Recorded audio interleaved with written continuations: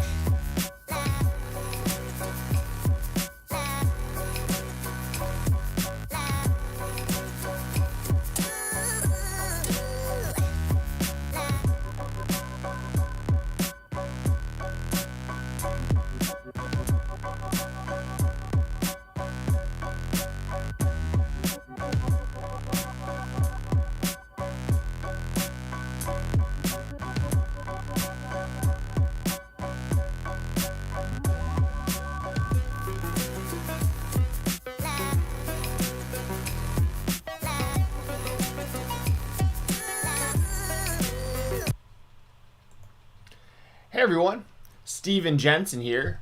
Jessie might be watching, she might be in the chat, but she will hopefully be here. She's obviously got family stuff going on, so it's one of those things where, like, GCW this weekend, there was just so much buzz about the show that it was like, gotta do a show Monday. So, y'all are here, I see people in the chat, I already see some super chats flowing in, thank y'all so much. I'm going to address the super chats first, and then we'll just jump into the show. We'll probably go for like an hour or so. I'm going to go through the results of GCW Homecoming Night 1 and Night 2. And, yeah, it should be a lot of fun. I mean, there's just a lot of really fun stuff to talk about. So, let me get to the super chats first before we get going. Okay, so we got Deshaun Turner sent one real early. Thank you, Deshaun, very much, as always. It says, morning, Jesse. How I'm going to read this. Jesse will see this, don't worry. It says, morning, Jesse. How are you, beautiful? That Cardona match was a gore fest. I don't know how he survived. Jericho is dead on Wednesday. Yeah, so the Jericho thing is very interesting, right? Because we got that on Wednesday. I think one thing they can kind of do is, if Jericho, I assume Jericho's going to beat Gage on Wednesday, right, on Dynamite during the labors thing that he's doing. I'm assuming that when Jericho wins, part of the story is going to be that Nick Gage was so beat up from the Cardona thing that like helped Jericho. You know what I mean? But yeah, we got plenty to talk about when it comes to Nick Gage. I had another super chat from Corey. What's up, Corey? As always, good to see you in the chat, man. Says, everyone check out onlyfans.com/Jesse the Buckeye. Thank you, Steven, for all you do. Can't wait to hear back from you. Jesse on OnlyFans, when you have time. So, yes, Corey, thanks as always, man. And Deshaun, I see Mike Jones in the chat. Anyone else who wants to join in? Just getting started here, so as you guys are trickling in, this would be a great time to remind you, as Deshaun and Corey have already sent super chats. If you want to send those are right through YouTube. If you want to send donations, there's a donation link right down in the description below. Both get your question, comment, statement, whatever read out. I'll answer any questions you guys got. If you have any like predictions for any upcoming shows, if you have any thoughts on these shows that we're talking about right now with GCW, or just like the state of independent wrestling in general. I'm happy to hear about all this stuff. If you want me to talk about anything that has to do with the UFC or mixed martial arts in any way, shape, or form, I'm here to do that for y'all. So I'm just kind of getting these tweets out right now so that everyone who watches knows that we are alive. And yeah, I'm still buzzing from this weekend. Like, I really am. Mike Jones says, thanks to you and Doug for putting me on to so much great indie talent. Really been expanding my intake lately. I'm very happy to hear that. And part of what makes me so happy to hear that is because I had to push Doug, like, hard to get back in. Like, he was into, like, indie wrestling back when, like, they were pushing TNA real hard, him and Bill, back in, like, 2007 or whatever. And he was watching, like, Ring of Honor and, like, was aware of stuff. But more recently, like, probably the last year or so, I've really been telling him over and over, I'm like, you don't understand. Like, these guys that you don't think are that good, when you see them on AEW and stuff, or NXT or whatever, like, you gotta watch them on, like, GCW and the stuff on independentwrestling.tv. And he dove in, and he is in now. Like, he is watching everything now, which I'm so happy about. And I'm happy that me and him can come on shows like, what we do over on the RVD Tito for Life channel, and basically just keep spreading the word about all this incredible indie stuff. This is the best time to be a wrestling fan ever. We have the most accessibility ever to wrestling. We don't have to go out and tape trade on the internet. We don't have to buy DVDs months after these shows air like we used to. Now it's a click of a button, and you can watch pretty much anything, and most of it's live now. So, man, this is just a great, great time. Great time to be a pro wrestling fan. I'm trying to think if there's anything else to talk about before I jump into these results. Of course, y'all, thumbs ups in the chats. Very much appreciate those. And anything that you super chat or donate, all of this goes on the Fight Talk podcast feed, my audio form, the next day. So even if people aren't here live to hear your question or hear your statement or any of that stuff, they'll still hear it on the audio version if they listen to that over the Fight Talk podcast feed. So I really want to know what y'all's thoughts on this stuff was. I'm going to keep an eye on the chat, obviously, as it's going. But I will make sure to highlight any super chats or donations like always. Deshaun Turner with another super chat says, and thank you very much, Deshaun. Killing it, man. Very, very, you're helping the channel out so much you don't understand. It says, Eddie's a B+ player in quotes. No, he's a unintelligent fool. What I think you're referring to is there was the dude who actually works for, like, I don't want to say the wrong outlet, but it's a dude who, like, works within wrestling to some degree on some at least fairly major platform, and he basically said that Eddie Guerrero is only, I'm paraphrasing here, not verbatim quote, but it was something along the lines of, so I think what it was like there was like a tweet, and the tweet was like, what's a wrestling hill you're willing to die on?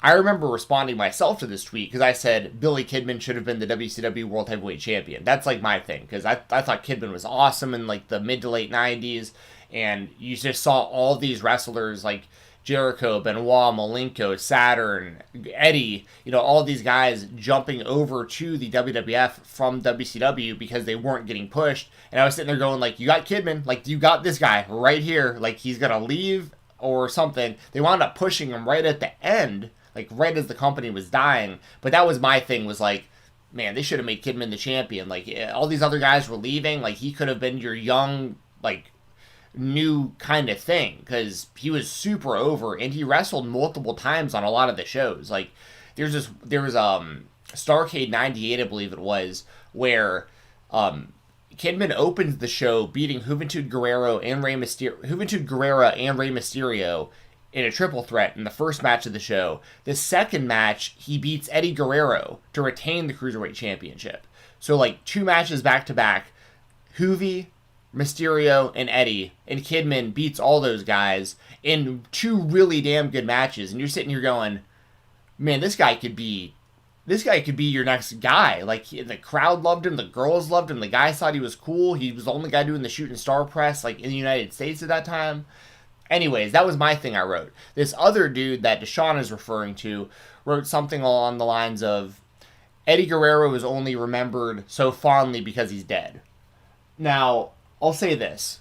In all fairness, sometimes people who die early do get a little bit romanticized, right? Because and a big part of it is because they die at a point where you're like, oh, damn, we're just never gonna... Like, they could have done so much. Like, and you just assume that, like, it would have just been all uphill from that time. But with Eddie was legitimately one of the best. Like, if you cover wrestling and you don't think Eddie Guerrero was that good, like, I don't know what to tell you. You know what I mean? Like, the guy was one of the best in-ring workers maybe ever. Influenced generation after generation after him. Overcame everything, including, like, addiction and alcoholism and everything. Becomes the WWE champion on merit, like, not just because of one reason or another. Like, he was one of the best workers in the world. He was one of the best talkers in the world. He was one of the most charismatic guys. He was one of the most over guys. Like, to call him a B+ player is like, it's like, then what's an A+? Because if you want to say, like, Stone Cold Steve Austin's an A+, for instance, and from a perspective of, like, popularity, absolutely. But if it's up to me and it's like you can only watch one guy right now for the best actual in-ring match, Steve Austin or Eddie Guerrero, I'm going to go Eddie 10 out of 10 times if I would just want to see a great in-ring match with, like, a great story told. This is obviously nothing against Steve Austin, and I'm just using it as a comparison because, like, if you're going to call Eddie Guerrero B+, like, I'd rather watch Eddie Guerrero than Steve Austin. And, like, there's no way you can be covering wrestling and say Steve Austin wasn't an A+. You know what I'm saying? So, like, yeah, I thought it was pretty wild. Pretty wild and kind of a weird... I know the question's ironic because it was like, what hill are you willing to die on? Well, that dude was willing to die on that hill because the internet killed him. That was... It's one thing when it's like some, like, jabroni fan that, like, doesn't really get it, or maybe, like, is, like, a real kind of mark for wrestling. It's like, if you're covering wrestling and you don't think Eddie Guerrero was an above A or above B+, it's like, what are you watching? Like, I'm curious to know, what is an A+ to this guy? You know, I don't know. It's pretty mind blowing. Eddie Guerrero, or sorry, not Eddie Guerrero. Corey Hummel says, "Take care, Steven and everyone." Corey, I hope you don't have to leave, but if you do, we always appreciate you here, man, very much. I hope you have a great day. Kai says, Eddie worked well with so many wrestlers, so versatile. 100%. 100%. And Kai also said, unrealized potential. Exactly. But the difference with Eddie is that, like, he actually reached his potential. It isn't even a case where you can even make the argument of, like, so-and-so died young, and, like, for instance, and I'm not saying this person's, like, overrated or something, but, like, Brian Pillman, for instance, right? Like, he died before he really even hit his prime, and part of why people are so fond of him is because it's like, imagine what he could have accomplished if he was around. You know what I mean? Because he never really had the chance to fully reach his potential. So I can see where people could be like, he was great, but like he never reached like this certain level. Eddie Guerrero reached that level. Like while he was alive, he reached that level. So like you can't even make that argument that like it was unrealized potential. Like sure, he probably would have won the WWE title multiple times before he passed away, but like he reached the peak. So like, yeah, it's just very strange. Sorry, I got a second screen up here to mod the chat here. Deshaun says 90% of all Latino wrestlers all say Eddie was their favorite and are influenced by him. Say that shit to Sasha, Io, Penta, Ray, and see if they agree with you. Yeah, I mean, they're just, and not even just Hispanic wrestlers. I mean, there are. Sasha's a great example. Sasha says that like he's the reason she got into wrestling. And, she's not Hispanic, I don't think. But it's one of those things where it's like, obviously he has a humongous influence on Hispanic wrestlers. Humongous. He's one of the first guys to, like, go from the scene in Mexico to, like, also go to Japan, to wind up in WCW. Well, first ECW. And that's a big thing that gets kind of missed, is, like, Paul Heyman saw the talent in Eddie and brought him over to ECW. And that's when WCW was like, oh, wait, yeah, we got to start paying attention and getting these guys. And that happened with Benoit, that happened with Malenko, happened with Jericho. All these guys with all this talent wound up in ECW first and then went over to WCW for more money. And or to get paid at all, because ECW wasn't so great about always paying their workers either, unfortunately. So, the point is, yes, Eddie was a big bridge there, because you also wound up getting guys like Juventud Guerrera and La Parca, and of course Rey Mysterio Jr. and Ultimo Dragon, and all these like luchador / Japanese style wrestlers. And a lot of that was influenced and even possible because people saw how successful Eddie was. So it's it's one of those things where like I mean, definitely whatever the highest grade you can give someone, that's probably where Eddie belongs. Like, I don't, he checks every box, right? I don't know. Like, what I'd like to know is, like, for this dude, like, what boxes are you looking to check in a wrestler and which ones doesn't he check? That would be a good question. You know what I mean? Like, if you broke down every aspect of wrestling, like charisma, ring ability, mic ability, how over they are with the crowd, whatever. You got all these doom. Like, what box wouldn't Eddie check?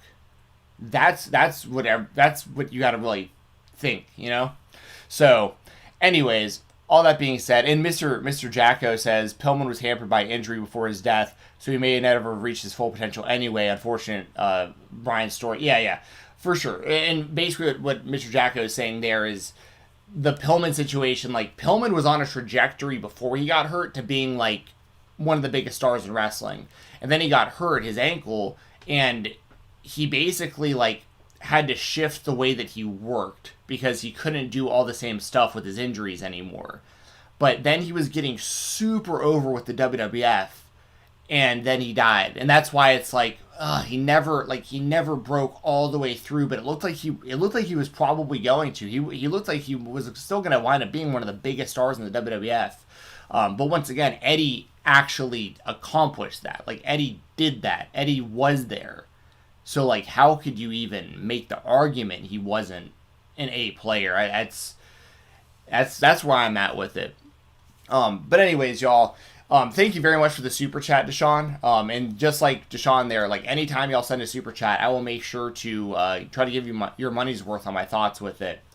As far as GCW Homecoming, started off with night 1. What a hell of a show. They had a... actually, Deshaun also mentions, did Owen reach his potential before he died? That's a tough one too, because I think Owen had the skill to potentially become the WWF champion one day. I don't know if the company really saw him in the same light they saw Brett, though. I don't know. That one's a really hard one, but he's another guy where, like, when you hear stories about him, it always puts him up some pegs, because it's like you hear that he was like the nicest guy in the world, this dude with his family, everybody has good stuff to say about him backstage. He obviously contributed in a super positive way to the world of pro wrestling, and he's a real big like what if, as far as like if he was still alive. I still remember the day he died, May 23rd, 1999, because my birthday is on May 22nd, and I remember in 99, the day after my birthday, my radio used to wake me up in the morning. It was like my alarm clock was my radio in my room. And I remember being woke up to the news that Owen Hart had died the night before, because my family didn't have pay-per-view and stuff, so like I couldn't watch the pay-per-views live. I always had to find out what happened the next night on Raw or Nitro.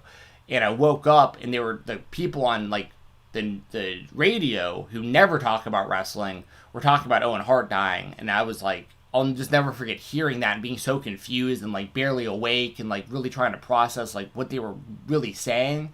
But yes, Owen Hart's another great example of like never fully reached their potential, but he also like he accomplished so much in his career though that like, you know, obviously deserves all the respect that he gets. All right, so GCW, y'all. Homecoming night 1. This crowd for this show this is exactly what you want. This gives you the kind of vibes of like prime ECW. Just rabid crowd. They were hot the entire night, and these matches all delivered. Like, this was an awesome show. Shout out to Fight TV. This is where you can watch the show. If you want to watch the shows in full, I highly recommend Fight TV. FITE TV. I think the overall cost was like $20 or something, $23 or something, and you got part 1 and part 2 of this show. 1,000,000,000% worth the money, in my opinion.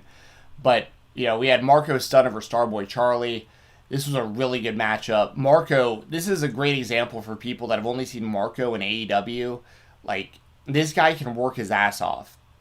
I first started watching him in Southern Underground Pro in Nashville, Tennessee, and he became so popular and he was having such good matches there. He won their championship, and he's called The Guy, like THEGUI, The Guy in sub, because of like just what he was able to accomplish on the indies pre-AEW.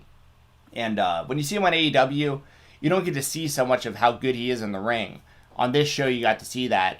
And for those of you who don't know, his opponent, Starboy Charlie, 18 years old, and has already been wrestling for a couple years. He is going to be he already is very, very, very good, but he's going to be insanely good once he hits his prime, like probably like 5 years from now. I'd really recommend, he had a match recently with Chris Dickinson that was really good. I'd recommend seeking that out. But Marco got the win with, he basically reversed a powerbomb with the Hurricane Rana to get the pin. Speaking of Rey Mysterio earlier, he used to do something very similar to that. He'd get out of power bombs by flipping back in the Hurricane Rana and hooking the legs. Or he'd do it from the West Coast Pop, same type of thing. Marco Stunt got the win with that in this match. I thought it was awesome. And I'm reading y'all's chats, by the way, in like the corner of my eye to keep an eye on it. Once again, Super Chats donations will pop up on the screen. I'll make sure to address those. Tony Deppen over Ninja Mac in the next match. If y'all have never seen Ninja Mac, go watch Ninja Mac. This dude popped out of nowhere. I don't know a whole lot about him. I think he's I'm just speculating. I think he's a stuntman that just like somehow got into wrestling this past year. I don't know what happened, where he came from, but I reached out to him about doing an interview like a month or so ago, and he told me he had to go through his agent to like do bookings and stuff. So usually on an indie level, that's not the case. Usually you're just dealing directly with the wrestler and they just tell you like, yeah, I'll do this or I'll do that or I won't or whatever. With him, he has an agent, which leads me to believe he probably does stunt work or something. I really don't know. That's an assumption. I'm just speculating. But he moves like a guy who'd be a stuntman. I mean, the way the guy could just do flip after flip after flip after flip, you know, springboard, backflip, front flip, you know, round off, you know, tuck back, whatever. Like, the dude, the stuff he's doing is next level. And the reaction he got from the crowd was one of my favorite moments of the whole show, because I love that moment when wrestlers realize how over they are. Like, Ninja Mac comes out at first Tony Deppen comes out, and he comes out to "We Built This City," and the whole crowd's cheering for him. Tony Deppen, obviously one of the best in-ring workers, in the world right now, former Ring of Honor TV champion, currently on Ring of Honor with Violence Unlimited group. And Ninja Mac comes out for his match, and it's like kind of quiet, like, because his music starts off real soft. It's like this, like kind of like martial arts sounding, like, it's very hard to describe. It's a beat. It isn't like a full song with lyrics. It's like this kind of like beat, but it's got kind of like undertones of like what you'd hear in like old martial arts movies and stuff. And Ninja Mac comes out, and he runs out almost like a Naruto run, and and he's like slapping hands with all the people down the way, and he gets to like right outside the ring, and he's surrounded by fans, and he like realizes they're all going ninja, ninja, ninja, and he like, as he realizes it's happening, you can see him like kind of like bouncing and looking around, like throws his symbol up, and it's like, this dude, like, I love seeing that, because like he literally, like, he was realizing how over he was in the moment, and it's like, love that. And that the level of confidence that gives you is just got to be through the roof. And him and Deppen went out and killed it. The finish of the match was when Ninja Mac went for a 630 Phoenix Splash. You heard me right. A 630 Phoenix Splash off the top rope. Deppen gets out of the way and hits him with a running knee for the win. Awesome match. Awesome match. Can't say enough good things about it. Speaking of awesome matches, AJ Gray and Nolan Edwards. These are two of my favorite guys in the world. AJ Gray reminds me a lot of a guy like an old school All Japan pro wrestler. I've been watching him for years as well. He's the current Southern Underground Pro champion in Nashville right now, AJ Gray. I've been watching him for years, whether it's in Nashville or Chattanooga or St. Louis or really anywhere at this point. AJ Gray's all over the place, but I've seen him live a lot of places as well.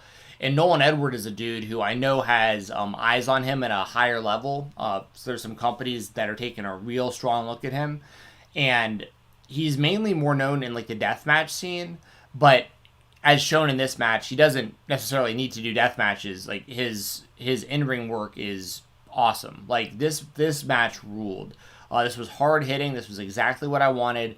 AJ Gray normally can get the win with one clothesline because his clotheslines are just so nasty. But he hits two clotheslines on Nolan, only gets a 2 count, picks him up in basically an Emerald Frozen, and just drops him right on his head for the 3. I can't say enough good stuff about this either. And the crowd was into it. And speaking of entrances, I talked about Ninja Mac a second ago. AJ Gray's entrance. He comes out to Walk a Flock of Flame, I can't cuss on here, but I F my money up. Now I can't re-up. Like, he comes out to that song. And the fans are all around him, just rapping it with him and bouncing. And it's like, it's such an awesome scene. Like, these guys are so over. And I feel so sorry for people that are like only watching the WWE and like don't understand what's happening outside of that company, because for years I've been sitting here going like, AJ Gray's as good as anybody on any of these shows, like on TV. He's just not on TV. Tony Deppen's as good as anyone on these other shows, and so many others that I'm going to mention here. It's like, I've been saying this stuff for years about some of these guys, and it's like, I feel like they're finally starting to get some recognition here. Like, GCW it has a very much of a feel of almost, you got WWE, you got AEW, and then you got GCW almost like right underneath. Like, I'd make the argument GCW probably has more buzz than Impact, Ring of Honor, MLW, like any of the others right now. And it gives you the real WWF versus WCW versus, ECW almost type vibe with the shows, and just how great the talent is and how they can mix up what they put on their show. Like, Oh Let's Do It's the name of the song. Thank you, Mike Jones.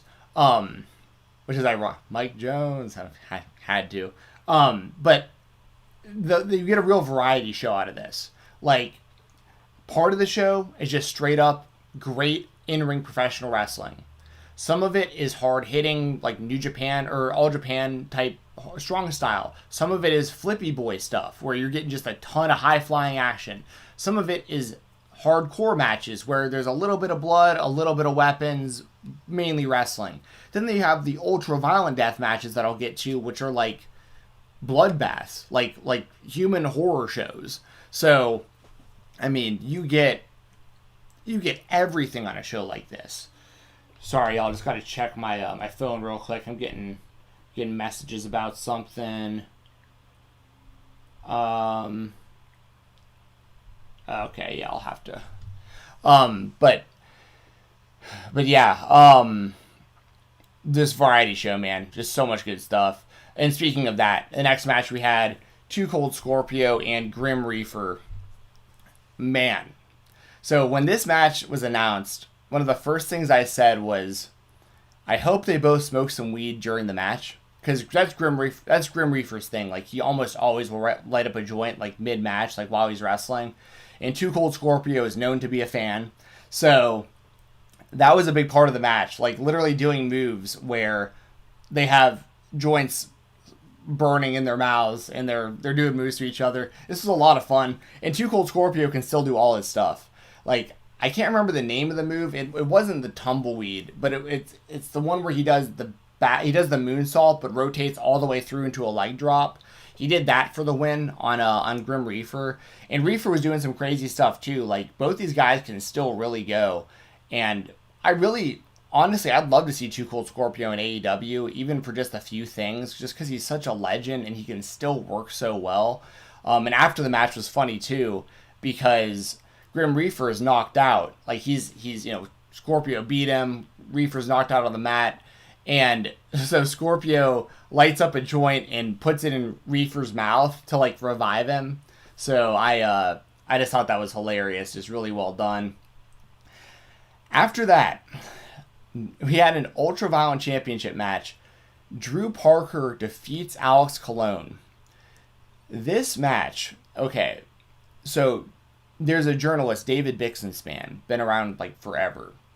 And I really respect his opinion when it comes to wrestling, because he is very much like a historian to a degree that like most don't reach. Like, he really knows so much more about wrestling. He'll forget more about wrestling than I've ever known.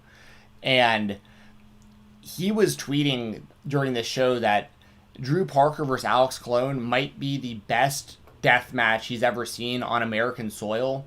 Now, you have some crazy stuff worldwide, some legendary stuff worldwide, but within the United States, this might be the best death match ever. And, like, I can't really argue. You know, I'm not quite the deathmatch connoisseur, but I do watch a lot of it, like, especially in comparison to the average fan. Like, I watch death matches at this point, multiple times a weekend, whether it's on, a GCW show or something that's running on IWTV. Like, ICW No Holds Barred or Paradigm Pro will run that kind of stuff sometimes, and PPW. But regardless, I'm very used to watching death matches at this point. But this was probably the best one I've seen. There was another really good one recently. It was Nick Gage versus Sadika. That happened like a couple weeks ago in Houston, Texas at a show. It was like GCW versus Loco Wrestling. That was another one recently that I thought was one of the best death matches I've seen.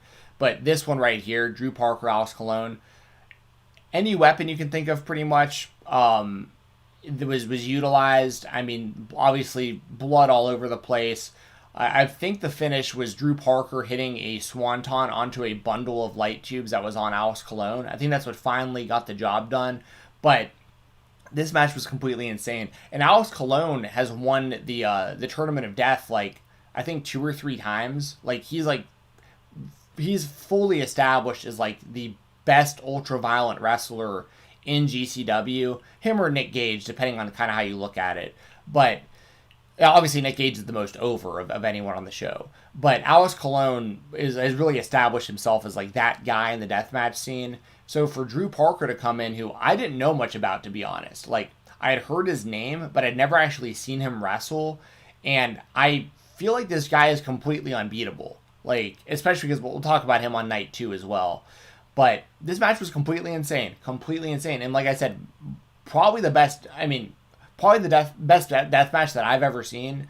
And according to people who know more than me about this stuff, it sounds like it might be one of the best death matches ever in the United States. So if you're into this type of wrestling, that's the match for you right there, as well as the main event, which we'll get to in a second. And of course, just a reminder, Super Chat donations, I'll make sure that goes up on the screen, and I'll make sure to address those for you. I don't want you to feel like I'm ignoring y'all in the chat. I am seeing the input. I just can't deep dive on everything, or else I'll be here for hours. But I'll be here for hours if we're getting Super Chats for it, of course. After that, we had a scramble match. Atticus Cogar defeats Jordan Oliver, Braden Lee, Dante Leone, Jack Cartwheel, and Shane Mercer. So much talent in this one.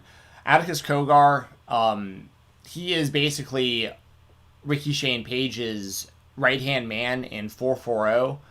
And Atticus is he's like the slimiest, dirtiest, just most despicable heel in the company. Him and RSP both. I mean, the whole 440 stable is very grimy, but the Atticus is you got RSP is the most hated guy in the show. Atticus is right there. And or Cardona as well now, but once again, we'll get to that.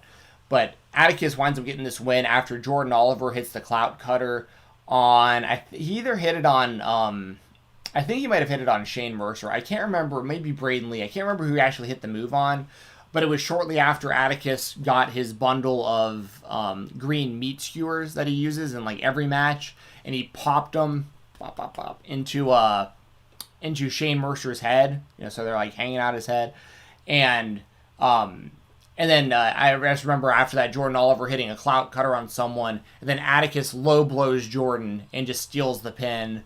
But other people in this match, like Braden Lee, straight brazy, great young high flyer, got a great look, got a super bright future, a ton of potential in Braden Lee. Same thing could be said about Dante Leone, just innovative high flyer that's getting a lot of bookings in GCW. So I think Dante Leone's going to be a pretty big deal and already is really making waves for himself.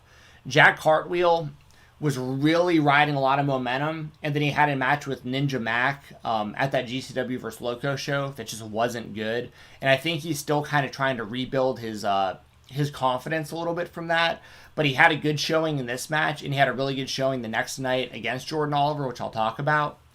And then, you got Shane Mercer, who's just an athletic and physical specimen, just a freak of nature in the best way possible. I would highly recommend watching Shane Mercer versus Brian Cage.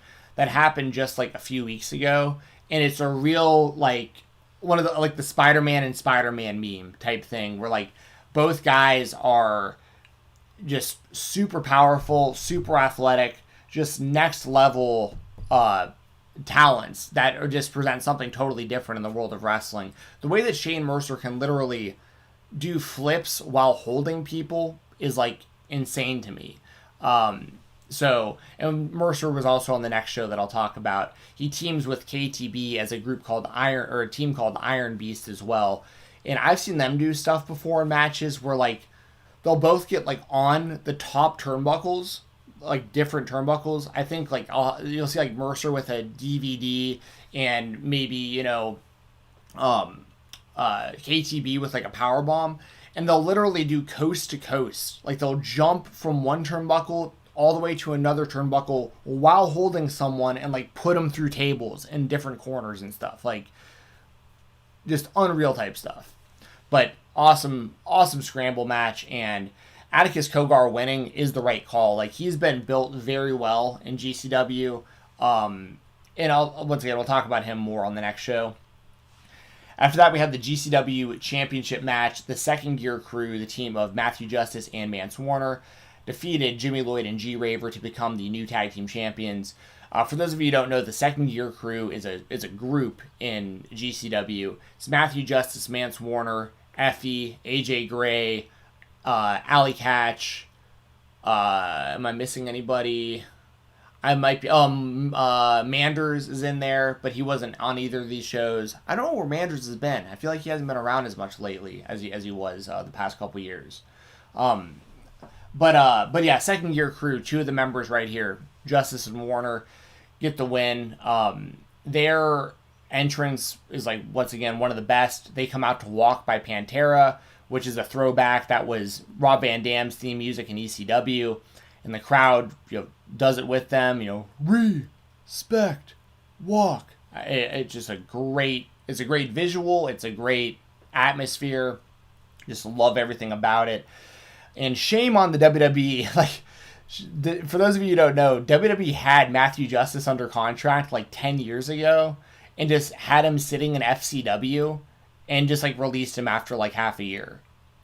And like, the guy is so damn good. And he's been doing stuff on AEW Dark lately. Like, I really think, this is just speculation, but I really think most of, if not all of the Second Gear Crew will eventually sign to AEW, I think. I really do. I think Matthew Justice already has a damn good shot, considering he's been on Dark. I think Mance Warner has been... Something's up with that. Not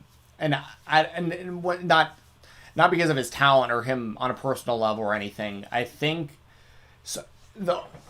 Without getting too into it, I know Mance Warner was under contract to MLW a couple years ago, and he was like their champion and like their main guy.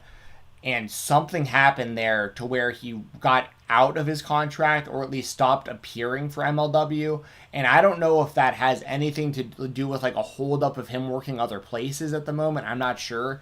But Mance Warner is like, he's a great character. He's great in the ring. Like, he's something totally different. He's like this throwback wrestler, but he wrestles, but he works really well in 2021.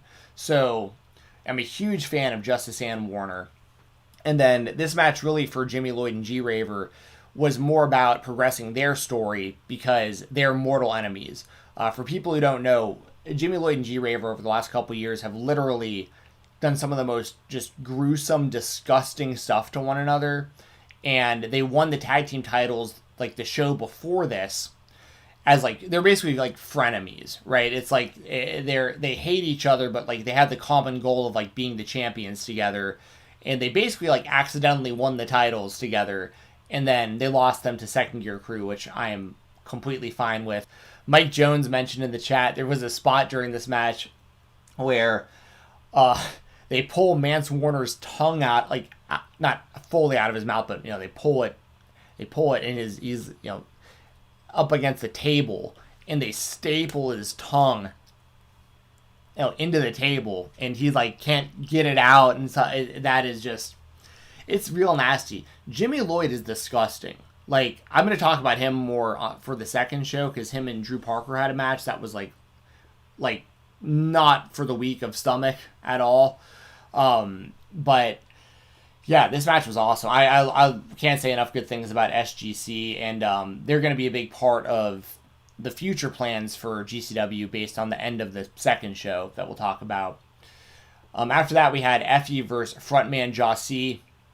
For those of you who don't know Effie, it's really, really impressive how he's been able to carve this space for himself in wrestling.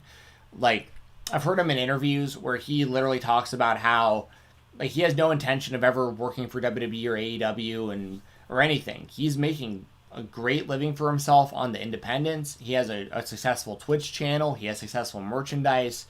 I think it's really cool. The guy can like be out there and really represent and be himself and not have to like compromise any of that, but still be super successful in the world of wrestling. And he's a damn good in-ring worker. Like, it isn't all character-based reasons why he's over. Like, he's really good in the ring. And frontman Jossie, really talented as well. I've been seeing him pop up on the indies as well, kind of all over the place.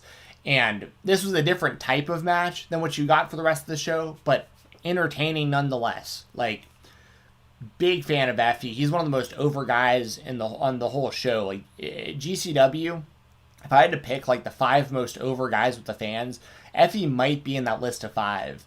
And he has the link to Second Gear Crew, and him and Alley Cat are a tag team and all that stuff. So huge shout out to Effie. I'm a real big fan. I'm trying to remember what he won with during the match. I can't remember what the finish was, but I do remember Effie winning. And I remember it being really solid. But it also, it was kind of like the in-between. It was almost like the buffer match between, them having to clear the ring out for, what happened in the tag team match. And then also like getting everything. I feel like I got like the hiccups.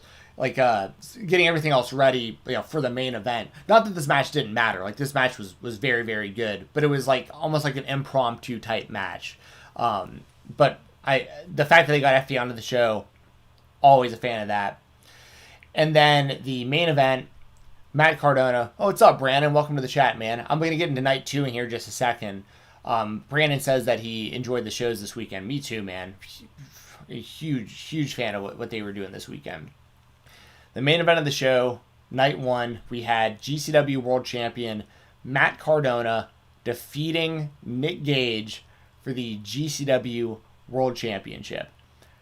I can't believe that Matt Cardona is actually the GCW champion. Obviously, going into this match, the entrances and all, Nick Gage comes out. He's so over that he can't even get to the ring. Like, I mean, the fans are just on top of him. And it is the best entrance in all of wrestling, in my opinion. I feel like that's kind of unquestionable. Like, nobody gets that kind of response but him when their music hits. And Cardona was the exact opposite, and I loved the visual with that. Like, he comes out, and he has security with him, and the security is basically pushing people, like parting people aside so Cardona can squeeze through to get to the ring. And it's like this scene where you almost feel like he's going to get attacked. Like, the only situation I remember similar to this, and this was on such a different level, this show, but it was kind of like the John Cena going into ECW One Night Stand against Rob Van Dam with like the "If Cena Wins We Riot" poster and all that stuff. Like a real outsider in the village, right? Like, I mean, just a guy who the fans did not want there.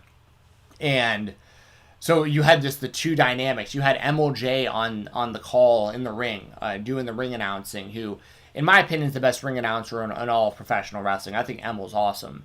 And, his thing for Matt Cardona is like very like, screw this guy. And then he, goes all out for the Nick Gage entrance, and the crowd is just eating it up. I mean, at this point, they are just bloodthirsty and ready to see Matt Cardona get carved up. I mean, that's basically the mentality of what's going on in this match. And I thought it was genius. Outside the ring, they had a Detolf, which for, non-collectors, basically they're like the glass shelves that you display action figures in.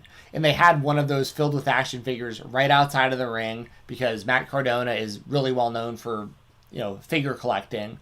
And man, this was just so good. And Cardona went all the way.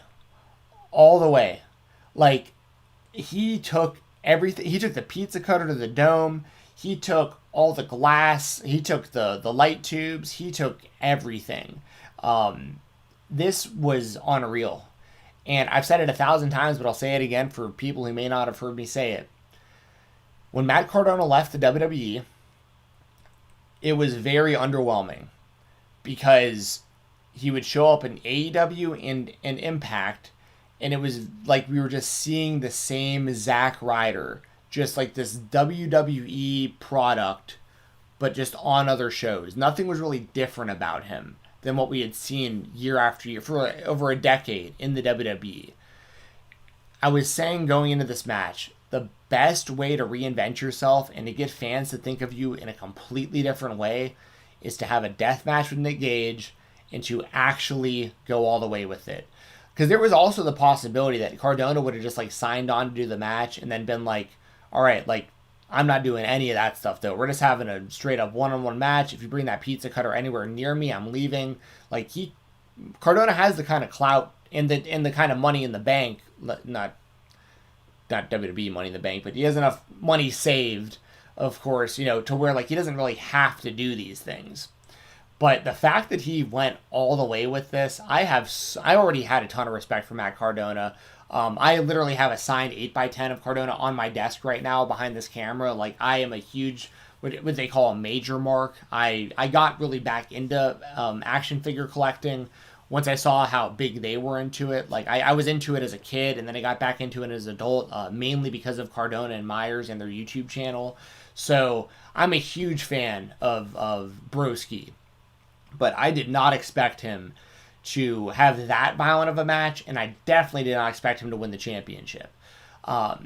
Basically, the finish of the match was 440 comes out without RSP, and well, let me rewind a little bit more. At one point in the match, Nick Gage hits his choke breaker, which is his finisher, a choke slam onto his knee, and he covers Cardona, and presumably that's the end of the match. And Chris Jericho's Fozzy music hits. And I'm at home, standing up. I'm already standing, throughout this whole thing. Pretty much this whole show, I'm standing up. Because, I'm, like, pacing around. Because it's, like, I can't believe what I'm seeing. Like, this whole show. Like, I'm like, this is... I mean, I can believe it because I've watched this stuff. But, like, this show was so damn good. And it's like, I just had all this energy. Because a lot of it was the crowd, right? And Nick Gage, has the win, and Jericho's music hits, and I'm literally out loud yelling, like, there's no way. Like, there's no way Chris Jericho's at this. There is no way. And he wasn't, but some guy, like, ran in a hood. I can't remember who it was. Came in, caused a diversion. But then we get to the end of the match.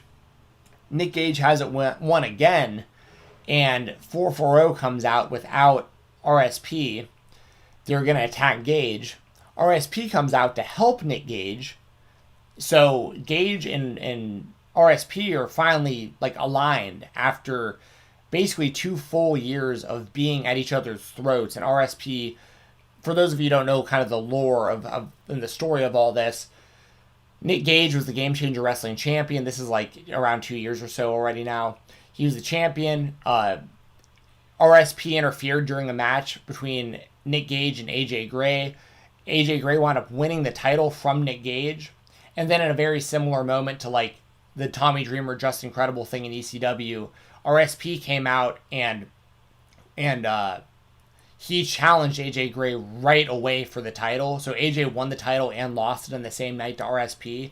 And then for the next, like, year and a half, RSP wouldn't give Nick Gage any title matches and everything. And it finally culminated at Spring Break this year when Gage defeated RSP to win the title back. So there's this long history of RSP, 440, and Nick Gage. And so it finally looks like Nick Gage and RSP are on the same page, just based on, like, the mutual respect.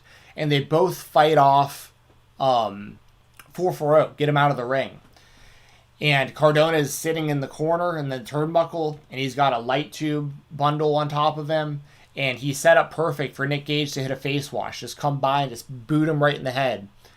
And right before he can run off the ropes to hit the face wash, RSP kicks him in the balls from behind. Like, the most cowardly move. Not even in front of the dude. From behind, just kicks him in between his legs.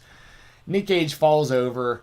Cardona grabs a bundle of light tubes, bashes him over Gage's head, grabs another bundle of light tubes, bashes him over his head again, and then hits his Rough Rider, or whatever he calls the move now, which is the basically the jumping leg drop, and pins Nick Gage 1, 2, 3. And the way the crowd responds, they just start. This was like the NWO response, but, like, obviously there was way more people for the Bash at the Beach 96, like, in the arena, but there was more garbage thrown at this thing than I've ever seen ever in wrestling. Like, it is a scene. I highly, highly, highly recommend anybody who might have missed this show, and even if you don't have any interest in watching these matches, watch just Cardona 1, 2, 3, and the immediate way that he is just pelted from all angles with bottles and trash and cups and just beer flying all over the place. I've never seen anything like that. And I saw, Dave Meltzer put out a tweet that a lot of people seem to think is controversial, basically saying, like, this isn't good for wrestling. Like, fans shouldn't act like this. Look, I get the safety issue, right? I fully get that. You don't want to go to shows and every time you go that, like, you're worried that, like, some dude's just gonna, like, hit you in the back of the head with a full beer bottle or something. Like, obviously.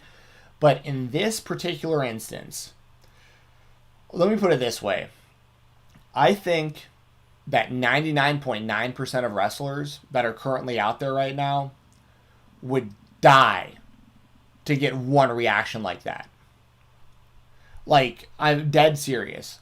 You know, just to have so much heat and to get fans so invested in what you're doing that they literally have, like, an actual kind of, like, riot be over a predetermined fake show. They're this invested that they're willing to pelt you with garbage just because the guy that they wanted to win didn't win. Like, that's, once again, that's the type of heat that you're just not going to see other places. And granted, should they be, like, attacking wrestlers? No. But you also got to think of it like this. Like, if we're being totally fair about it, Matt Cardona and Nick Gage had just gone through light tubes and glass plates and cut each other with pizza cutters and all this stuff. I don't think they're that concerned about getting hit with an empty cup. You know what I mean? Like, I think the damage had already been done, pretty much, and, like, that was just the icing on the cake. Nobody got hurt.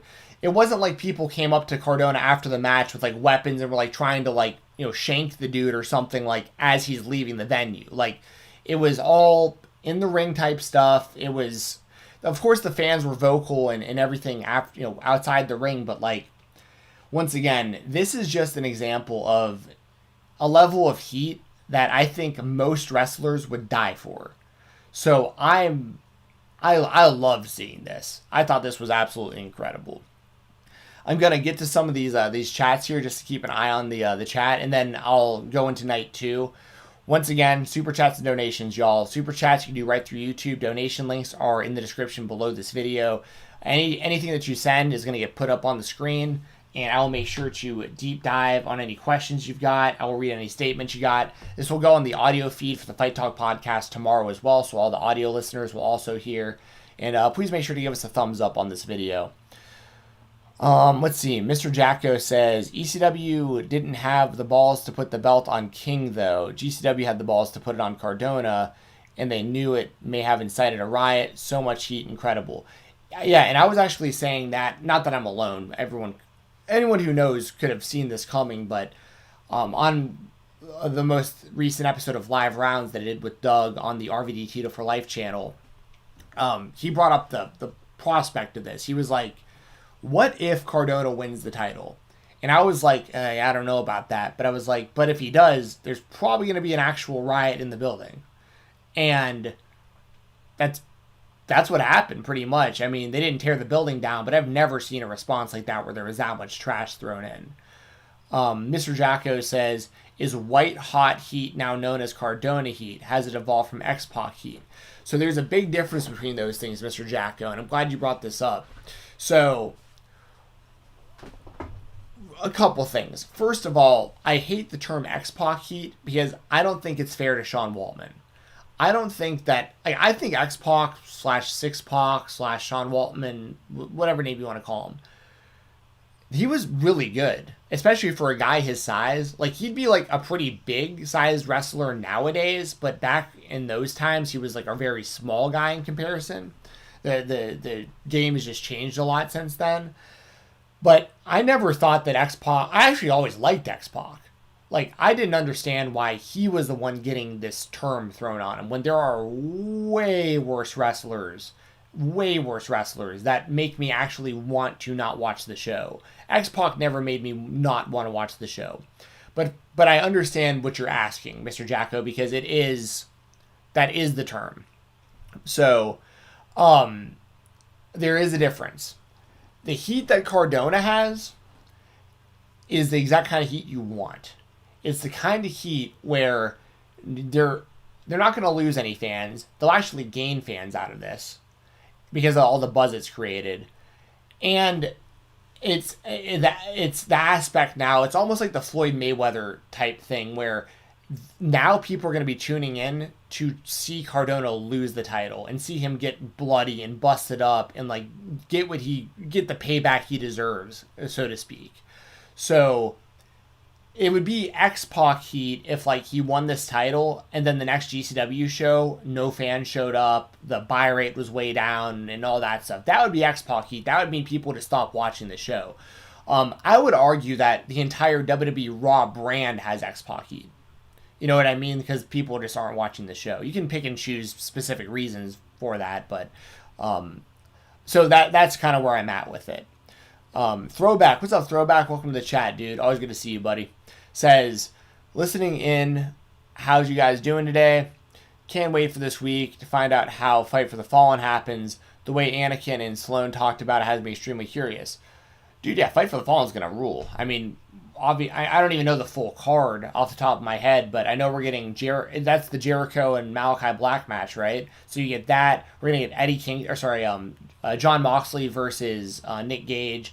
And it'll probably be pretty violent. Like, I think Jericho's going to bleed out there and kind of prove that he's willing to do some of this stuff also.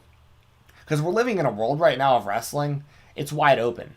It is wide open. There is not one match outside of the WWE that can't happen right now, which is an unreal thing to think. It's totally possible that Chris Jericho could be sitting there going, you know what? I'm getting a little bit stale again. I'm the king of reinventing myself. Maybe I'd jump into GCW for a couple matches. Like, I'll do an ultraviolent death match against some guys. Like, why not? Look what it just did for Matt Cardona in his career. Matt Cardona has more buzz about him right now than he has since he was the Intercontinental Champion in the WWE for one night. You know, it's unreal. Kai says Cody versus Black. Did I not say that? That's what I meant to say if I didn't. But Cody versus Malachi Black. And that's a whole fun story in itself because they got the very clear lines drawn where Cody, the babyface in white, versus Malachi, the heel in black. But I've been saying it, AEW is playing 4D chess with us. Cody's actually the heel. Like, the way that Malachi did that promo the other week, and he's like, Cody, when I kicked you an Arn in the head, they all cheered. You know, like that, and that's the truth. They did. Like, the fans cheered. The fans are going to be cheering for Black over Cody, I think. And I think it's going to force Cody to pivot a little bit, which I think has been the trajectory of his character for a while.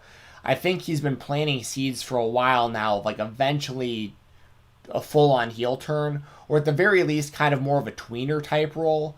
But yeah, I can't wait. Fight for the Fallen's going to rule. Let's see. No, Kai, Jericho's facing Nick Gage on Fight for the Fallen. Jacko says, I'll give you one match that won't happen outside WWE, Colt Cabana versus CM Punk. Well, the interesting thing about that, Jacko, is the story that I really want to see the most in AEW. I don't know if it happens right away, because part of this you have to consider, you know, if CM Punk comes into the company, he's going to get massive babyface reactions, you know, right off the bat. Like, the pop's going to be huge. But I think you should turn him heel sooner than later, because the buzz will die down. And I think there's going to be a level of him getting exposed that fans might not expect, because in the last 7 or 8 years or whatever since Punk left, the game has changed. And, like, there are way better in-ring workers than him. There are people that are, you know, we haven't heard Punk on the microphone in a minute, but there are people that are pretty much on Punk's level when it comes to the microphone. He's going to have just really interesting stories. Bryan Danielson's a different thing, because he's still, like, top of the game, peak in-ring wrestler. So, like, he's going to mix it up well with anybody. But CM Punk, there's a lot of unknowns there. And I think the biggest money they can draw is CM Punk as a heel versus Hangman Page as a babyface, because you have CM Punk as the straight edge dude who walked away from wrestling a decade ago, doesn't even like wrestling anymore, but just got offered so much money that he couldn't say no this time. That's how I would portray it on TV. And basically, what the reason I bring that up is because with Hangman Page being associated with Dark Order, Colt Cabana's in Dark Order. So there's a whole other layer to Hangman versus Punk potentially, because Cabana could either be super against CM Punk because of the stuff they've had to deal with in court and whatnot, or he turns on the Dark Order and Hangman and joins back with CM Punk, which we get some pretty nuclear heat. So a lot of options there. Throwback says it could be serious that Cardona, Punk, and Danielson could be a faction down the line, potentially. And that's why, if you're Samoa Joe, I'm sorry, bro, but him re-signing and heading to NXT, I think was the dumbest thing he could have done. I get that financially speaking, maybe it was a great move for him and his family and stuff. I'm not going to knock that at all. Do what you got to do. But if he would not have went back, we could have potentially had Samoa Joe, CM Punk, and Bryan Danielson all coming to AEW at the same time, and that would have been one hell of a faction right there. That's basically the equivalent. I know different times and stuff, comparisons are kind of weird to make sometimes, but that's basically your NWO. That's your third man. That's your three guys coming from one show to the other show, and that would, I don't think AEW is so much in a position where they're competing with WWE, right? Because WWE is just this. It's not even a pro wrestling company anymore. It's just this entertainment conglomerate, right? It's above. I say above. It's its own thing. It's not pro wrestling anymore. AEW is the best pro wrestling company in the world, in my opinion. And if they just keep doing what they're doing, they're just going to keep growing their audience. And it isn't so much about taking out WWE. It's about being the best pro wrestling company, not the biggest entertainment conglomerate. Obviously there's a lot of crossover there, and WWE is the most well-known wrestling brand. But ask them yourselves. WWE doesn't want to even say the word wrestling on their shows. The AEW embraces professional wrestling. WWE tries to turn pro wrestlers into bad actors, and then basically lets them wrestle sometimes for a few minutes on TV. It's also backwards. So anyways, and Cardona, Punk, and Danielson, that'd be cool too. But the effectiveness, if Samoa Joe would have come over, and what's so sad about the Samoa Joe thing is I bet you a big part of him coming back was them going, all right, Joe, we let you go. They probably brought him back for even less money, which is that would suck, but that's probably the case. They probably gave him less to come back. And they probably said, look, we're going to make this so worth it for you. I know other companies are interested, but you're going to be the one to beat Karrion Kross. You're going to get that NXT championship. We're going to clear you to wrestle, and you're going to be the face of NXT again. And he was probably okay, that all sounds good. I'm in to do that. And then they had Karrion Kross go out on Raw and lose to Jeff Hardy in 2 minutes, which has made it to where who cares if he beats Karrion Kross now? Who cares about NXT at all? I hate to say it, I got an NXT Replica Championship belt sitting in my office. Up until AEW existed, I loved NXT. But that show just doesn't matter anymore, y'all. If you're sitting there every Wednesday oh yeah, I can't wait for this episode of NXT, I don't know what to tell you. The WWE has made it crystal clear that NXT doesn't matter. Crystal clear. And that's a whole other podcast in itself, but that thing is such a mess. So here's the thing. So Samoa Joe beats Karrion Kross, then what? So now you got Samoa Joe, who knows how often he'll be able to wrestle. You have him as the champion, beating a guy who just lost to Jeff Hardy on Raw in 2 minutes. He's already been the NXT champion. He's been there, done that. He, for whatever reason, it didn't work out on Raw and SmackDown and all that stuff.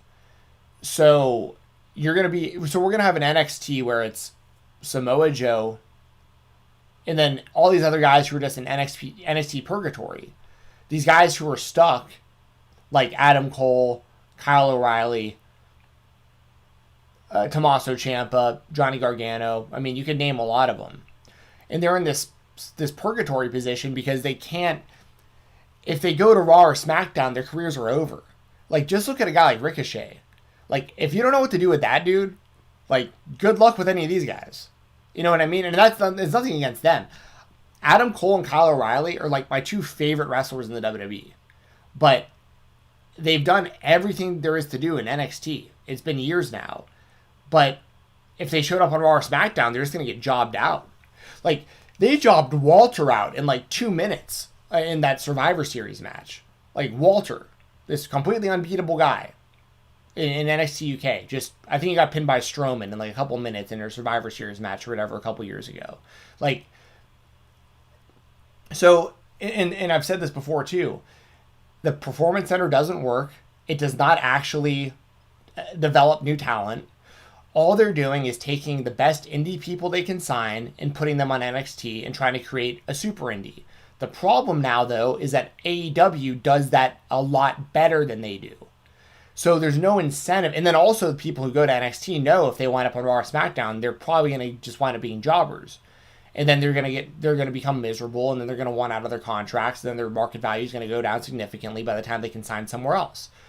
So guys like Darby Allin, Jungle Boy, Sammy Guevara, MJF, the list goes on in AEW, where all these guys, that would have been your crops of signings to go to NXT, but they're not going there now.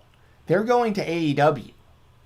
You have actual opportunity at AEW. Instead of getting locked away in a performance center and nobody sees you, you go on AEW Dark, the crowd will decide, the same fans that watch Dynamite on the same night, that same show there, those exact same fans that watch Dynamite will also watch you on Dark, and they'll decide if they like you or not. And you can see guys like Wheeler Yuta as perfect examples. Solid matches on AEW Dark, and now he's on Dynamite. Like, Wheeler Yuta, for those of you who don't know, he did a tryout with the WWE last year. If he would have signed with that company last year, who knows what happens to him? He's probably sitting in the Performance Center right now, and they're probably renaming him something weird and giving him 2-minute matches on 205 Live. Now he's on national television in front of millions of fans on TNT and gets to keep his name, gets to keep doing indies. He's the current Independent Wrestling.tv champion, by the way. So, if you're still... I'm not sitting here going, like, don't watch NXT. If you like NXT, go for it. But I feel like anyone watching NXT is just wasting their time. Basically, if you watch NXT, you're watching the final... Basically, the last good moments of your favorite wrestlers who work there.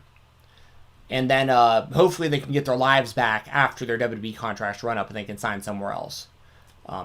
It's very sad. And once again, the Performance Center doesn't develop anybody. The actual PC, like, they've had hundreds of people go through there, if not thousands. And there's maybe 5 or so people that were, like, not wrestlers that went to the PC that became solid enough that they're, like, good on the shows. Everyone else is just signed from other places. These are wrestlers that were already good. That WWE's just signing and then trying to make it seem like, oh yeah, we put him in the Performance Center and we had him doing 4 roles for a few weeks and then we taught him how to wrestle. It's like, no, that's not... AEW is the perfect example. Look at people like Tay Conti. Like, she sucked in the WWE. Sucked. She's awesome in AEW. What changed? She had all the resources in the world. WWE PC sucked. AEW, 1,000 times better. What changed? You know, it's like, it's mind-blowing to me. Bill's Mafia says, yep, instead of 5 years in the PC, you can be a top prospect like Lee Johnson or Dante Martin and on TV now. Exactly. Mr. Jacko says WWE is a parody of pro wrestling. I mean, it's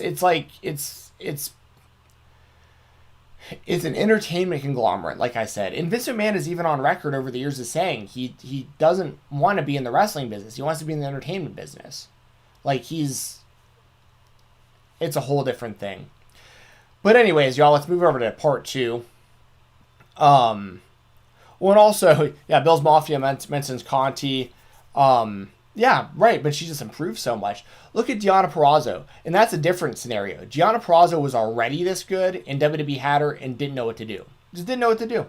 Just like, oh yeah, we got this girl, super talented, but, man, I don't know.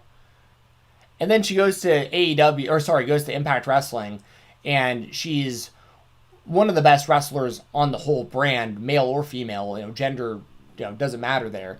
She's legitimately like one of the best champions in wrestling right now. Like she's been the champion for like a year, having great matches, show after show, but WWE had no clue what to do. It's like, how do you not? But and I'm not going to name names, but like then you're pushing certain people on the show that like can't wrestle.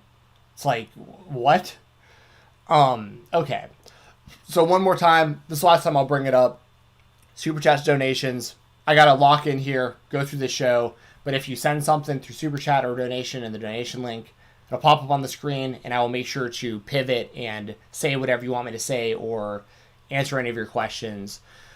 So yeah, GCW Part 2. Let me take a little swig of my seltzer water here. Get into this. And thank you all so much for being here today, by the way.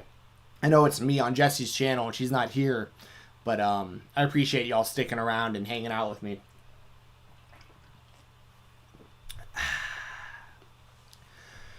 All right. So GCW Homecoming Part 2. This happened yesterday on FITE TV. FITE TV. We had Jordan Oliver over Jack Cartwheel in the opener. Really good stuff. I talked about Jordan a bit already, but if you want to see more of him, highly recommend MLW. He's in Injustice, him and Myron Reed. Really, really great tag team, but also great singles workers. And the thing that's so cool about Oliver is like he's been around a minute, but he's still really young, and he's still like kind of growing into his body, if that makes sense. So, but he's a bigger guy than what people realize. Also, like he's taller than you would think based on how he wrestles. Kind of similar to like an Alex Zane type guy, or now known as Ari Sterling on 205 Live. The way he wrestles, you'd think he was kind of a smaller guy, but he actually is a pretty big dude. And then Jack Cartwheel, who I mentioned before, this was solid. I believe the finish was Jordan Oliver with a clout cutter on his cartwheel, but really, really good match. Jordan Oliver is really, really climbing the ranks right now on the indies. And he does a lot of cool homages also. Like he does stuff in like remembrance of Trent Acid and that kind of stuff. So, and he won the Acid Cup this year, the tournament as well, over WrestleMania weekend. So I'm a big fan of Jordan Oliver. And one thing I always hear about him, because I have some friends that are like really close to Jordan, and they tell me that all he does is, if he isn't wrestling, he's watching wrestling. It doesn't matter what era it is, doesn't matter what company it is. Like, you could be like, Jordan, like, what's your favorite thing that happened in TNA wrestling in 2003? And he'll have plenty to say about it. You know what I mean? Just a real student of the game of professional wrestling. And he's been tearing it up. Highly recommend watching Jordan Oliver versus Davey Richards. It happened just a few weeks ago. I can't remember what company it happened for. It might have been Violence X Suffering. I can't remember, but look it up. But it was Jordan Oliver and Davey Richards. That match was awesome. And then also Jordan Oliver and Tony Deppen had like a 2-hour Iron Man match over WrestleMania weekend, if you want to watch that too. Just next level stuff. Speaking of next level stuff, Jonathan Gresham over Starboy Charlie. I talked about Starboy from part 1, but Jonathan Gresham, the current Ring of Honor Pure Champion, one of the best technical wrestlers in the world, in my opinion, just awesome at what he does. And a guy who, like, I'm glad to see finally getting the recognition, because he's another one of those dudes who was like floating around the indies for a while, but for whatever reason just wasn't getting picked up on like a mainstream level. Part of it's probably his height. Part of it's probably the way that he wrestles, because like you have to have, and I shouldn't say this, you don't have to have other wrestlers like him on your roster, but he the Pure Division of Ring of Honor is like perfect for him, because you have guys like Hot Sauce Tracy Williams and Fred Yehai and Wheeler Yuta when he was popping in there and stuff, where he has all these great technical wrestlers to work with and against. Whereas in like the WWE, for instance, you would just probably either see him on 205 Live, or if he showed up on any of the main shows, he'd probably just get jobbed out to some guy way bigger than him or something. So seeing Gresham do his thing in Ring of Honor, I think, is amazing. I think he would be a perfect fit for AEW. Perfect fit. I think his time for that will come eventually, but for the time being right now, killing it in Ring of Honor. Probably my favorite thing about Ring of Honor is Jonathan Gresham. And it's awesome to see he can still work the indies and pop up on shows like GCW. Bill's Mafia says Gresham versus Danielson has to happen somewhere. 1,000,000,000%. If Danielson's actually a free agent and he's actually going to go to AEW and he's going to work indies and stuff, you got to do Danielson versus Gresham. You got to do Danielson versus Zack Sabre Jr. in New Japan. You, of course, got to do Danielson versus Kenny Omega in AEW. I think you got to do Danielson versus Will Ospreay in New Japan. Like, there is so much. And there's other guys in Ring of Honor, too, that I've mentioned. Like, I'd love to see Bryan Danielson versus Tracy Williams or something like that. Like, there's awesome, awesome stuff. After that, we had the new tag team champion. Oh, and Jonathan Gresham, by the way, got a win with a submission hold. It was like a leg lock thing. He pretty much wins matches with a different submission every time. That's another thing I love about him. He doesn't just keep always going back to the same stuff to win matches. Like, he'll work a body part and eventually get you with a hold that has to do with working that body part. After that, sorry, my phone's kind of been blowing up. After that, we had the Second Gear Crew, the new tag team champions of Mance Warner, Matthew Justice, over the team of Ninja Mac and Dante Leone. Love this kind of stuff. I talked a lot about Second Gear Crew from night one, and I talked a bit about Ninja Mac and Dante Leone already as well. But I love Mac and Leone as a team, just because, like, stylistically they're so similar. So yeah, I'm looking forward to more out of all these guys. Like, it's really amazing to me that Ninja Mac just came so out of nowhere last year. It's kind of the same with Dante Leone. I think he's been doing more work in, like, kind of like the Texas area and like kind of the central, U.S. and stuff. But he is a guy, and he has a unique look with, like, his purple hair and all that stuff, and his ring gear is different and whatnot. So, like, I like that. And once I've said it already, love SGC. After that, we had Chris Dickinson over Cesar Bononi. I thought this was probably the best Cesar Bononi match I've ever seen, but the crowd did not accept Bononi, unfortunately for Bononi. Chris Dickinson is one of the top guys at GCW. He's one of the top guys in Beyond Wrestling. He's just one of the top guys in just all of wrestling, independent wrestling in general. He's, of course, one half of the tag team champions in Ring of Honor with Homicide as a part of the Violence Unlimited stable. So Chris Dickinson is... if there's an indie wrestling totem pole, Dickinson's like at the top of that totem pole, as far as I'm concerned. There's others up there with him, but he's definitely one of those guys up there. Bononi, I had only really seen kind of sporadically in NXT when I was still paying attention to NXT. And then we had him in AEW now as a part of the Wingmen with JD Drake and Little Ziggler and Peter Avalon and those guys. It's almost like a social outcast type group in AEW almost, which I do not like that JD Drake is in that group, by the way, because that dude should just be like an ass kicking, just badass wrestler, but they have him doing this weird kind of comedy stuff. Don't think it really fits him that well, but I think JD Drake's fantastic in the ring. But Bononi, He I think for the GCW crowd, he was just too WWE for them almost. Once again, I know he's in AEW, but I think that's kind of the perception of, like, when they saw him.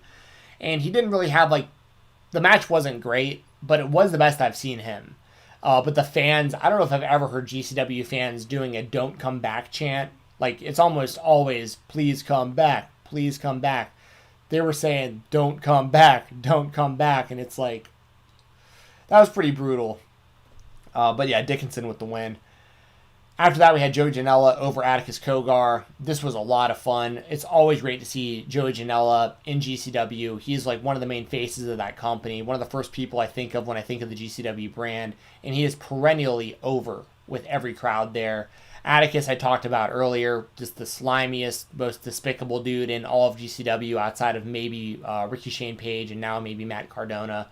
But Atticus, of course, he uses meat skewers, as he always does, the green skewers, But rather than just putting, a bundle here, he wound up doing like one over here and one over here. And I think Janela had one up here too. He had like 3 of these bundles of green meat skewers hanging out of his forehead, which was obviously really brutal and disgusting looking.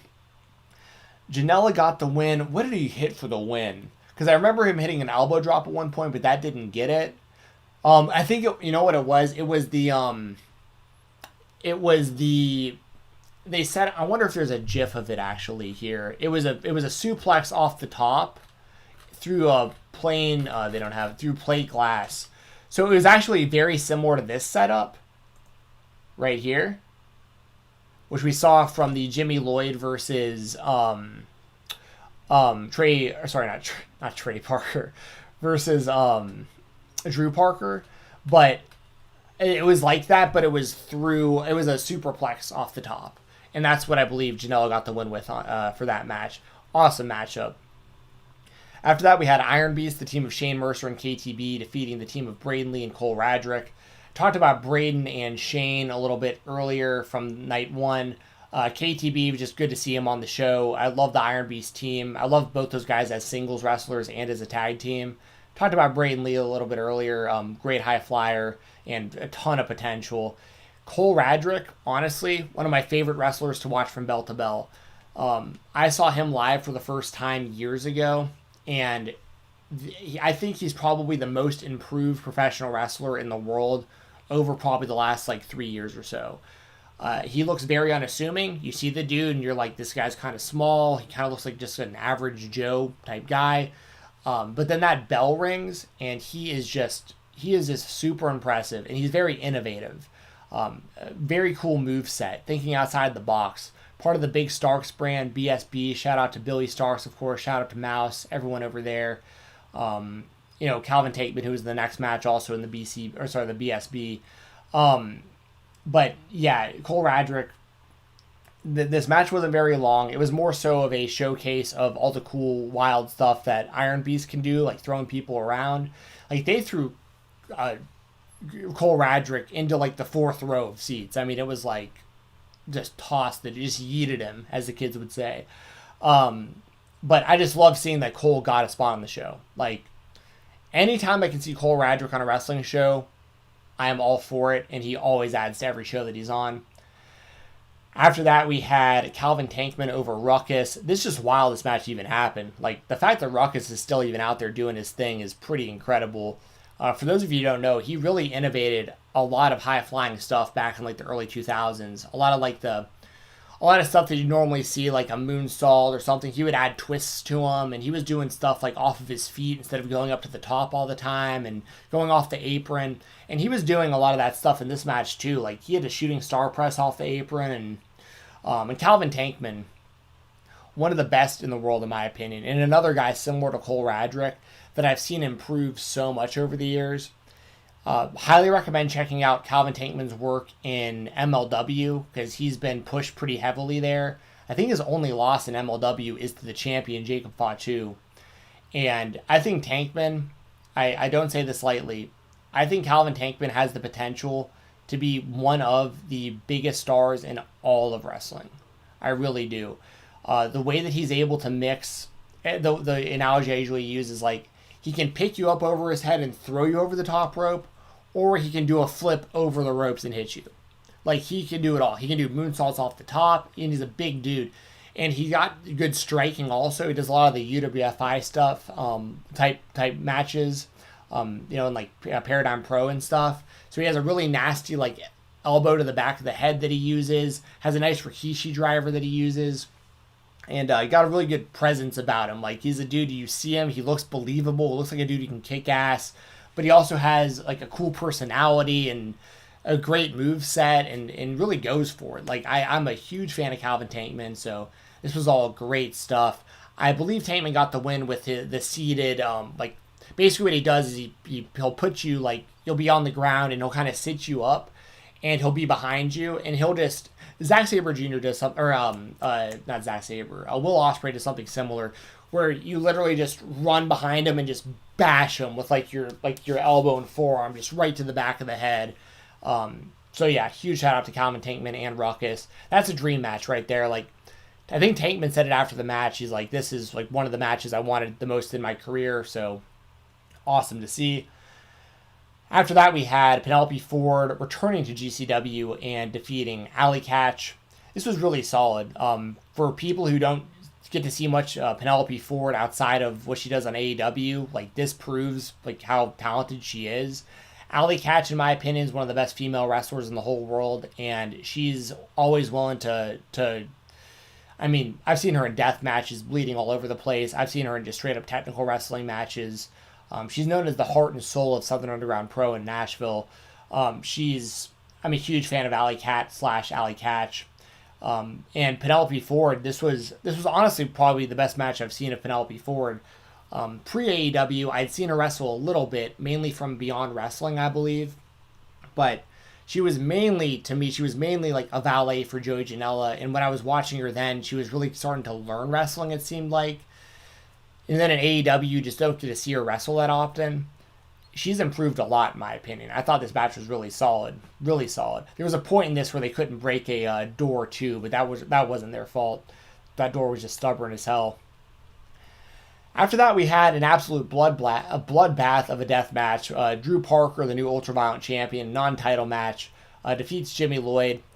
There was some stuff in this match that I literally just couldn't look at. Like, at one point, Jimmy Lloyd literally takes 2 syringes, like 2 actual, like, needles, syringe needles, and puts one through Parker's ear, just straight up pierces his ear, and then puts one through his nose, just straight up pierces his nose. Like, just right there on camera in the match. Like, unreal. They did everything in this one too. Blood all over the place. Parker wound up getting the win after, like, I thought Jimmy Lloyd was gonna win. When he hit this right here, actually, I think this might have been, it was either that or he hit a this was nasty too in the Ninja Mac match. Check this out. This boom. That actually Ninja Mac needed to get his head sewn together after that one. I saw some pictures from backstage. But Jimmy Lloyd I think he hit like the One-Winged Angel or something off of the top rope through glass. And I was like, oh, that's going to be it. Jimmy Lloyd's got this. And then Drew Parker kicked out at 1. And I was like, oh my God. Drew Parker is 1,000,000% unbeatable at this point. The end of the match was Parker hits a powerbomb off a ladder through a plate of glass, and then he gets a 2 count. So then he takes another plate of glass and puts it over Jimmy Lloyd and climbs to the top of the ladder and does a swanton from the top of the ladder through the glass through Jimmy Lloyd to get the win. More absolute complete insanity, but Drew Parker with the W.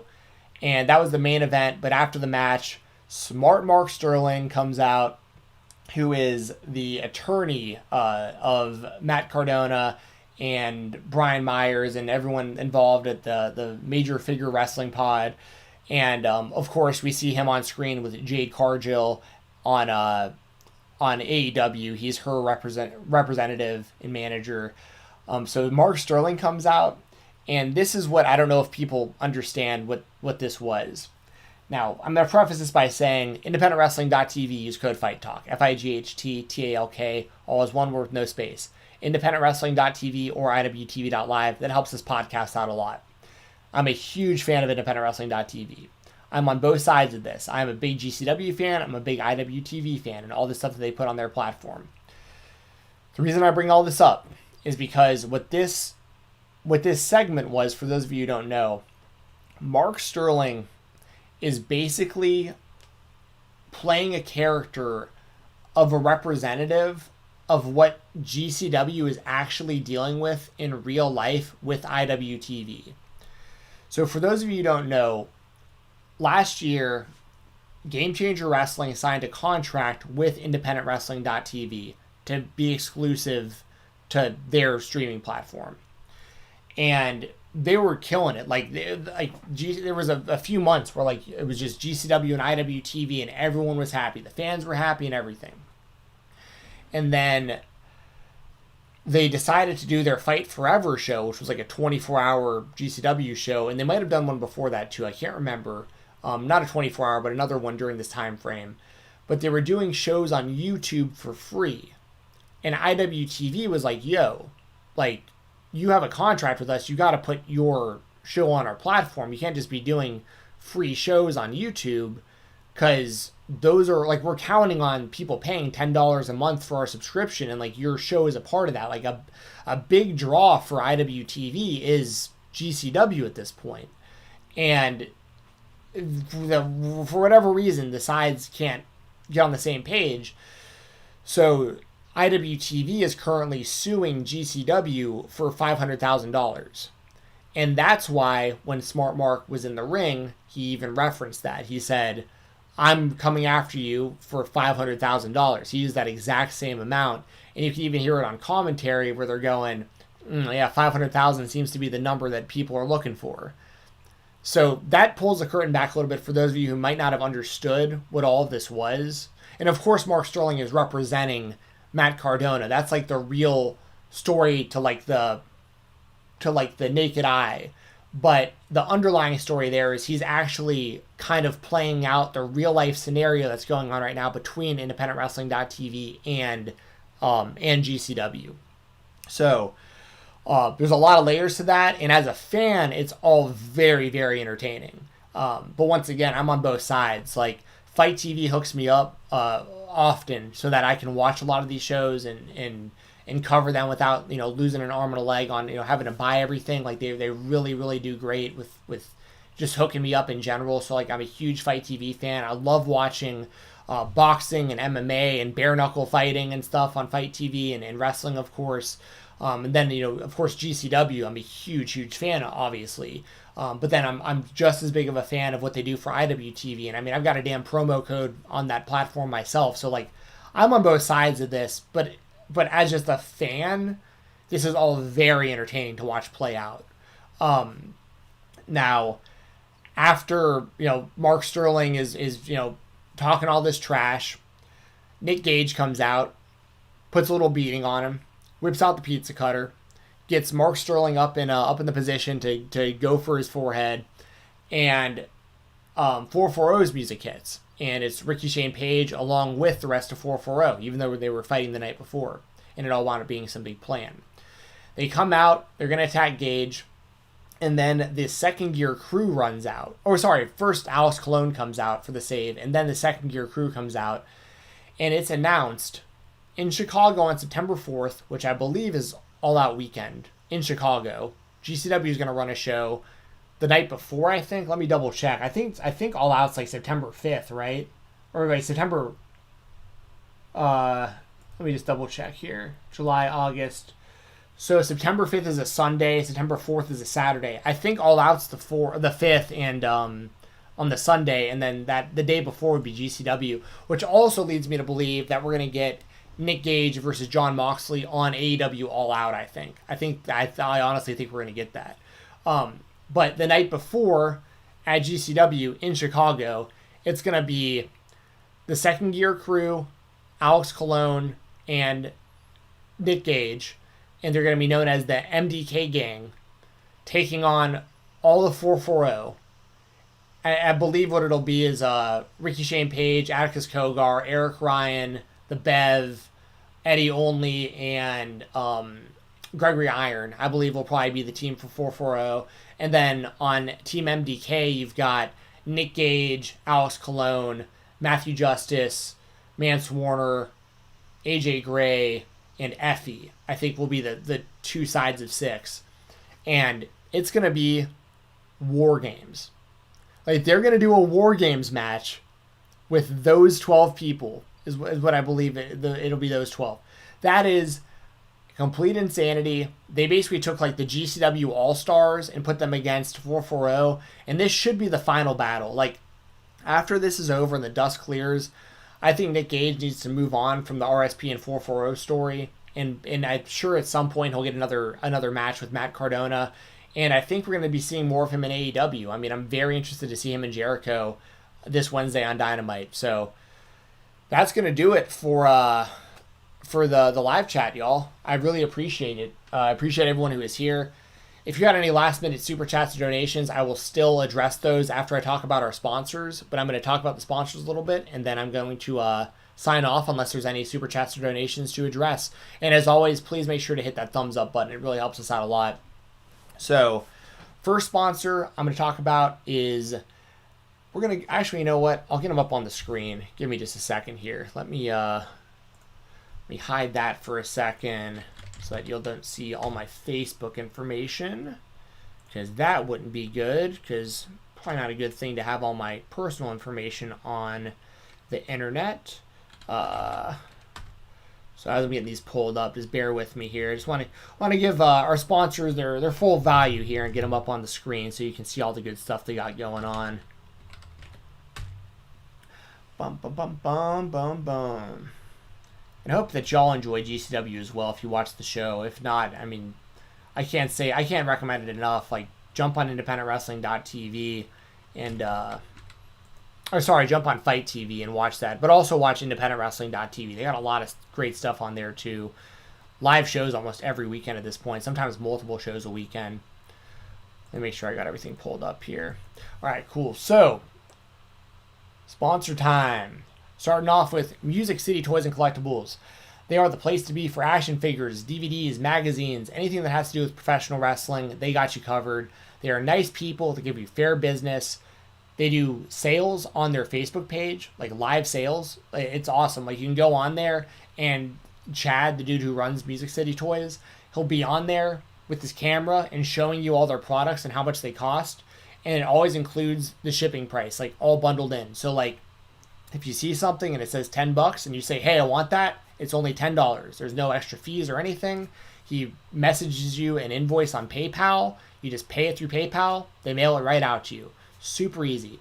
And if you're in Tennessee or anywhere nearby, they have a retail location at 101 West Main Street in Watertown, Tennessee. That's Watertown, Tennessee. 101 West Main Street. And you can check out their actual physical location. That doesn't have just wrestling stuff. They got MMA stuff. They've got like baseball stuff. They got like Power Ranger stuff. A bunch of different collectible type stuff. So support them because they support us. Check out their new website, musiccitytoys.biz. And then also make sure to follow them on all social media at Music City Toys. A shout out to WrestleRumble.com. A place to be for fantasy pick'em contests for professional wrestling. There's always a lot of big cash and prizes on the line for the pick'em contest, and they also, of course, do a lot of raffles. Right now, they are doing a custom art contest, as you can see here on the screen. It's like a Seinfeld-inspired picture that's been drawn that has Randy Savage, The Rock, Steve Austin, and The Undertaker all together. And it's only $1 entry, so if you throw $1 in the pot, you could win that custom artwork for only $1. So check it out. Make sure to follow WrestleRumble.com for, to stay up to date with all of their contests. And I'm sure they'll have something really big going on for All Out because they're going to be at the show live. The people who run Wrestle Rumble. Shout out to my boy Matt. And last but never least, Instagram. Follow Brian Jensen at BoxingATL. BoxingATL. He is my brother. He is a owner of Steel Boxing and Athletics in Atlanta, Georgia. And he can help you reach your goals. If you want to learn how to throw hands, get in better shape, learn self-defense. If you want to compete at an amateur or pro level in MMA, boxing, kickboxing, really any combat sport, Brian can help you with that. Or if you have any kind of neurological issue, like Parkinson's, MS, dystonia, anything that has to do with anything neurological, Brian's 100% certified in all of that as well. So it doesn't matter how old you are, doesn't matter like what size you are, doesn't matter what your skill level is or your endurance level or your conditioning or whatever. Like, Brian can specifically help you with what you need help with. So if you're in the Atlanta, Georgia area, you can go to his gym. He can meet you at your business. He can meet you in a park. It doesn't matter. He'll get it done. And if you're anywhere else in the world, he can help you through Zoom calls, Skype meetings, all that stuff. But the best way to set up appointments and get in touch with Brian is to hit him up on Instagram at BoxingATL, BoxingATL. And lastly, just before I get out of here, I just want to throw this out there. I know most of the people have already left the live chat, but this will go on the audio feed as well. I want to dedicate this entire show to my friend Derek Thornberry, who passed away 2 days ago. He was only a year older than me, so he was like 34, and his brother is one of my best friends in the world, Jason, and it's really tough. It's really sad, and I've been having to kind of get myself up, a little bit the last couple of days, as far as like being really bummed out and like talking to my buddies, and it's a really sad way to get back in touch with a lot of people, but that's been really the only silver lining of it at all, is like me and my buddies from like that we've known each other forever, we don't stay in touch that well, and it sucks that it's a reason like this, but when Derek passed away, it's like me and all my buddies are in touch, and we're trying to get together, and it's just, you gotta appreciate people while they're around. It's a real bummer. So rest in peace to Derek Thornberry. I'm thinking of you, Jason, and your whole family. Your family's been nothing but cool to me always, and Derek was a great dude, a guy who I hung out with a lot in college, and it's just really, really damn sad to see a friend pass away, especially so young. So I just wanted to say that before we got out of here. Rest in peace to Derek Thornberry. My thoughts are with the Thornberry family. And with that said, I will be back here soon. Me and Jesse will most likely be here on Saturday morning, unless something comes up on my end, most likely, which is possible. We'll see, but most likely we'll be around on Saturday. That all being said, y'all have a good one. Enjoy your week, and enjoy some pro wrestling. See ya.